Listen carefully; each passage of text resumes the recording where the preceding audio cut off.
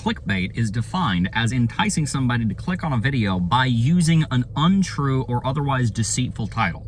That's not what this video title was. No, in fact, I genuinely do believe that Bitcoin is probably going to reach up to $250,000 this cycle, and I'm going to tell you exactly why right now. It all starts with two letters, FT, short for Franklin Templeton, one of the largest asset managers on planet Earth. They are one of the issuers of the Bitcoin ETF, and they are managing over $1 trillion in assets. And recently, as early as today, Franklin Templeton has made a prediction that many, not just one, but multiple nation states in 2025 are going to create strategic national reserves for Bitcoin. We now know that Hong Kong is most likely going to have a strategic national reserve, or strategic reserve, not national, but a strategic reserve for Bitcoin very soon. We also have reason to believe that Germany is probably going to have a strategic national reserve for Bitcoin being built out sometime very soon. And there's even talk about Donald Trump signing an executive order as early as day one of his presidency, starting here in about 3 weeks, to designate Bitcoin as a strategic national reserve asset and build a strategic stockpile of it. What would this do for Bitcoin? Why is this important? And most importantly, how does it impact your investments? Well, the reason that this is so important is quite simply Bitcoin has, at this point, I believe, completely overturned gold. Now, you might be saying, Jeb, gold is still worth $18 trillion. Bitcoin's worth $2 trillion. How can you possibly say that Bitcoin has overturned gold? Well, the growth of the Bitcoin ETFs, several of them, at least IBIT and Fidelity's Bitcoin ETFs, have massively outpaced the growth of the gold ETFs. In fact, in less than 1 year, the BlackRock IBIT Bitcoin ETF has grown to hold more assets under management for Bitcoin than all of the gold ETFs combined have done in the nearly 25 years since they were announced and launched. That's enormous. When you consider the fact that the Fidelity ETF is growing faster than the gold ETF ever did, when you consider that the Ethereum ETFs, multiple of them, are growing faster than the gold ETFs ever did, we can see how Bitcoin's mass adoption is well and truly on its way, and how the reversal of gold being the primary long-term store of value asset is going to be replaced by Bitcoin. Bitcoin is non-inflationary. The next two halving cycles, this one and the next one, are the last time that the block reward will be above 1 Bitcoin. Right now, the block reward is 3.125 Bitcoin. The next block reward will be 1.6125 Bitcoin per block, which is mined every 10 minutes. The inflation of Bitcoin has now inverted. We've lost up to 18% of all Bitcoin ever mined, and we've only got about 10% of the Bitcoin that will ever be mined left to mine, which means that Bitcoin has now at this point reached a state of deflation ever since we saw the halving occur earlier on this year. That means that Bitcoin is now doing gold's job better than gold, and nations around the world realize that they're going to have to be in competition to be able to have the strongest currency. You see, ever since the end of the Second World War and the development of nuclear weapons, we have had the most prolific period of peace that humanity has ever known. The number of people that die in open warfare today is lower among developed nations than it has ever been. We have an unparalleled season of prosperity over the last 70 years since the development of nuclear weapons. But that does not mean that nations don't compete. They do. They just had to shift the way that they compete because they're either in NATO, they're so small and broken that they don't have a military, or they are nuclear powers. And so open warfare among the developed nations of the world is no longer an option. So what's left? Well, short of going to your neighbor and blowing them to smithereens, the next thing that you can do is compete with them economically. And the best way that you can compete with another nation economically is by having the strongest currency, which is why when a recession occurs, you see the central bank of whatever currency that we're talking about, whether it be the euro or the pound or the Russian ruble or the Japanese yen or, of course, the United States dollar, they raise interest rates to maintain the strength of their currency so that they can maintain their position as a strong currency. They don't want to go backwards. They want to go forward. They want to have a strong currency that's adopted. People, as a law, I don't even want to use the word rule, it's a law. As a law of nature, people adopt the hardest currency, which is why the world over has adopted the United States dollar, because it is the most stable, mass adopted currency. Bitcoin, although it does not have the throughput to handle 100 trillion transactions a week, it does have the ability to be a store of value, much better than gold ever could be, and much better than the United States dollar ever could be or ever will be. The United States dollar has lost over 99% of its value in the last 100 years.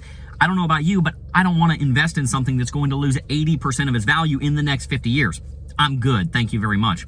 And so that's why you're seeing the world over invest in Bitcoin right now. That's why I'm investing in Bitcoin every single day, never miss a day, and that's why you should consider it as well. But what about Franklin Templeton saying that we're going to have nation states adopting Bitcoin in 2025? What's the deal with that, and what would that do for our investment portfolios? Well, Franklin Templeton obviously is aware of Donald Trump's prescription for a Bitcoin national strategic national reserve. This is pretty much already confirmed. We have a promise out here that that's going to happen. There are 3 weeks left of the current administration, and then when Trump comes into office, we shall see whether he meant what he said. Of course, we have to see it to believe it, but I do personally genuinely believe that Donald Trump is going to spearhead that movement, because Donald Trump has run on a platform of making America great again, quote unquote. And one of the ways that a nation makes itself great is by maintaining a strong currency, and one of the ways you maintain a strong currency is you back said currency by another hard currency, which is why the nations around the world back their currencies by the dollar, and that's why the dollar has always been backed by gold. It all goes back to a hard commodity. All money that we exchange in let me put it this way. There are three things that make something a currency. It's got to be a medium of exchange, a store of value, and a unit of account.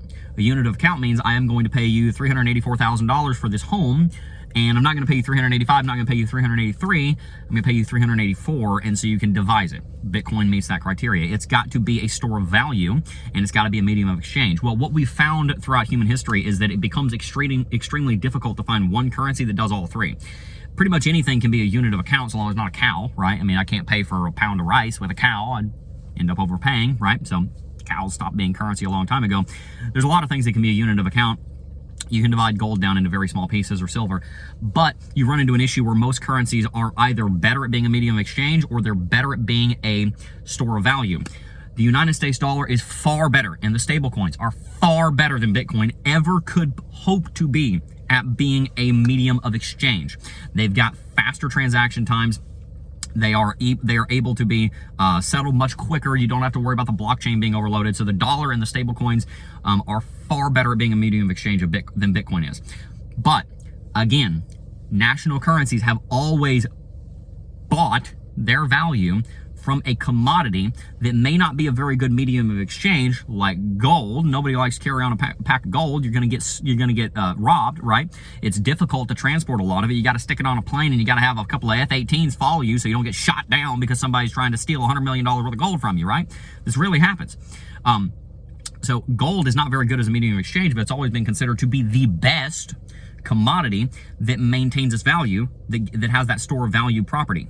Well, now where Bitcoin slots into all this, and I realized this 7 years ago, that's why I've been in Bitcoin for almost a decade, where Bitcoin slots into all of this is that it doesn't do the dollar's job as being a medium of exchange better than the dollar does, but it does do gold's job of being a store of value better than gold does, which means it is an inevitability that nation states, especially the United States especially the United States government, will adopt Bitcoin.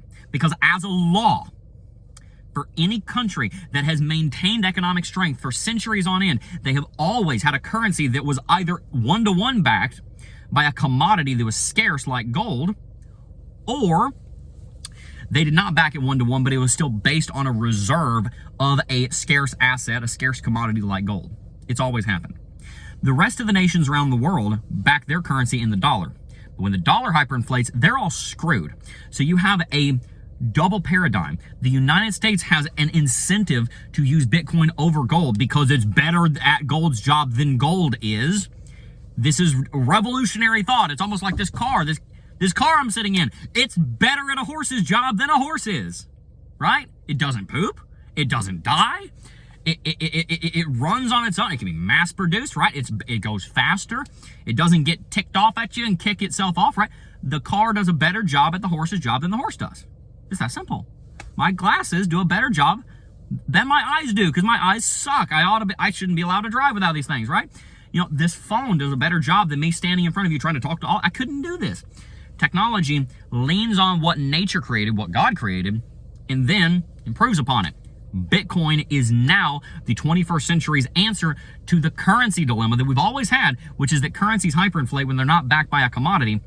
So the United States government realizes that, and especially Donald Trump, I think, realizes that Bitcoin does gold's job better than gold. So it's going to adopt Bitcoin. It's going to back the United States dollar with Bitcoin. The nations of the world will follow suit. Within 10 years, you'll probably see at least 1/3 of nations around the world holding Bitcoin as a strategic national reserve. And that is exactly why Franklin Templeton made that prediction that you're going to see a lot of nations going in that direction in 2025. It was inevitable. It was always going to happen so long as Bitcoin remained secure, so long as Bitcoin stuck to its principles, it didn't go down, which it never has, so long as it stays exactly what it is and doesn't change much. It will be adopted as the strategic national reserve of any serious nation state that actually wants to compete on the economic world stage. Because again, open warfare is out of the question now because everybody's got the bomb. So everyone competes on the economic stage, and the way you compete on the economic stage is by having the most powerful currency. You're going to see an executive order, maybe even an act of Congress in 2025 for Bitcoin to be adopted by the United States federal government. You're also going to see most likely Germany, Hong Kong, and many other nations going in exactly the same direction in the year of 2025. And because of that, I expect that Bitcoin will rally to between $150,000 and $250,000 this bull market by the end of 2040. I do believe that Bitcoin will be trading at $3 to $5 million per coin. So if you can get even 0.1 Bitcoin, which costs $10,000 right now, I predict that by 2040, that's 15 short years from now, which is the kind of time horizon we ought to be looking at if we can.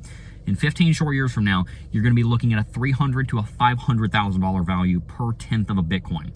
For each Bitcoin you hold, I expect that you're going to be looking at a $3 to $5 million portfolio value for the one Bitcoin that you hold. If you have 10 Bitcoin, you're looking at $30 to $50 million value on that portfolio. I just coached someone yesterday, has 10 Bitcoin, 350 Ethereum.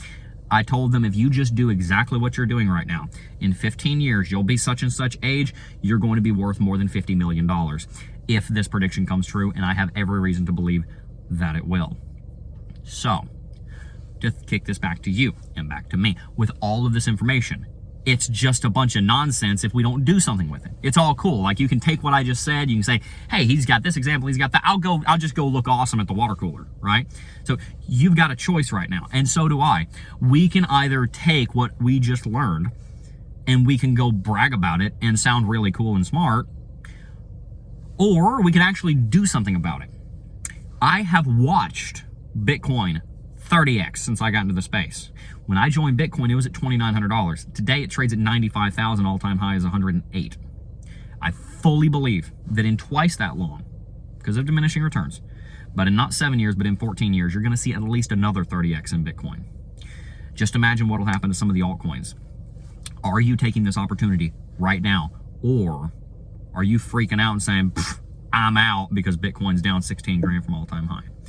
You've really got to ask yourself, how badly do you want it?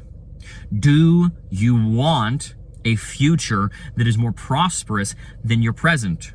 Do you want a future that is more prosperous than your past? Are you willing to sacrifice today what you would like so that in the future you will have what you need, which is economic stability because you saved money in an asset that appreciates in value and does not follow the dollar's downward descent into death? You choose. I've chosen for our family. We acquire Bitcoin every day. What are you doing? Are you getting out of debt? Are you building a budget? Are you living on less than you make? Are you being radically generous? Because God blesses a generous giver. Don't forget the principle of reaping and sowing. You will sow, you will reap what you sow. What you put in the ground, you will get that back up. If you put generosity into the ground, you will get returns on that. If you put greed into the ground, you will get a return on that. People call it karma. It's not karma, it's God. Are you going to be generous? Are you going to do what you need to do? The choice is yours. So hopefully I've motivated you, convinced you that this is an important time and you need to get really serious about your future. If you haven't already, today is the day to put your foot down. And after you put your foot down, put your knees down and say, God, I messed up. I have sucked with money so far, but that ends today. God, teach me exactly what I need to do to be prosperous and successful, set my family up, and make sure that I have resources to bless those that are in need. You've got to get low. You've got to repent of the foolishness that led you to wherever you are today. I don't care if you're worth $100 million. You haven't done everything right. There's still something that you can surrender and say, I got to do better. And you've got to get back up, and you've got to grab your sword, and you've got to go to war and say, come hell or high water, I'm going to do everything in my power, surrender to God's plan, to make sure that I'm not the reason that something bad happens in our future. That I'm the reason, because I followed what God told me to do, that the future is going to be bright for my family. You can change your future. You can change your bloodline if you do it the way God told you to, which is following the laws of money and choosing wisdom. I do believe it's wise to acquire Bitcoin. If you have not acquired Bitcoin and you're only on altcoins, I love you enough to tell you that you are making a mistake. Please consider what I've said and do something about it.